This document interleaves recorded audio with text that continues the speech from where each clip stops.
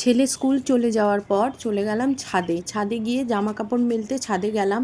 ছাদে গিয়ে ছাদের অবস্থা দেখে এতই খারাপ লাগলো যে ভাবলাম যে চলো আগে ছাদটাকে পরিষ্কার করি, যেহেতু এখন শীতকাল এসেছে।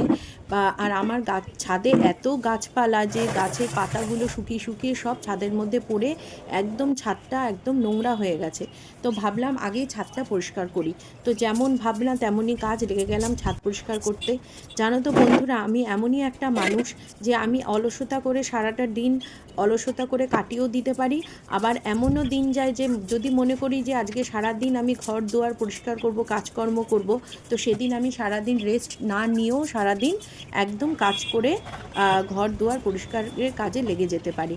তো তোমরা কারা আমার মতো এরকম, অবশ্যই কিন্তু আমার সাথে শেয়ার করো।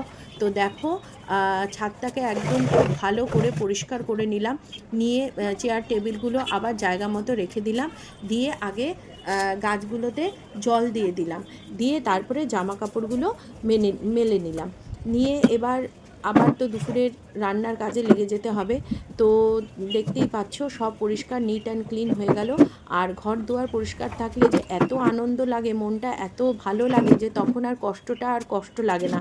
তখন ওই পরিষ্কারটা দেখলে পরেই মনটা মনে হয় যেন কি শান্তি লাগে, যে হ্যাঁ একদম পরিষ্কার নিট অ্যান্ড ক্লিন হয়ে গেছে। তো দেখতেই পাচ্ছ একদম ছাদ আমার পরিষ্কার হয়ে গেছে। এখন গাছগুলোতে জল দিয়ে দিচ্ছি। আর গাছ হচ্ছে আমার একটা শখের জিনিস, আমি গাছপালা খুব পছন্দ করি। তো আমার ছাদটা আগে ফাঁকাই ছিল, এই বছরই ছাদে একদম পুরো শেড দিয়ে দিলাম। কারণ এতই বৃষ্টি হচ্ছে যে জামা কাপড় মেলতে খুবই অসুবিধা হচ্ছে।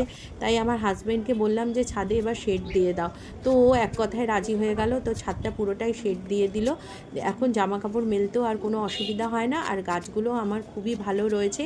ও একদম গাছগুলোকে রেলিংয়ে ভালো মতো মানে এমন ব্যবস্থা করে দিয়েছে যে গাছগুলো একদম রেলিংয়েই সব রাখা।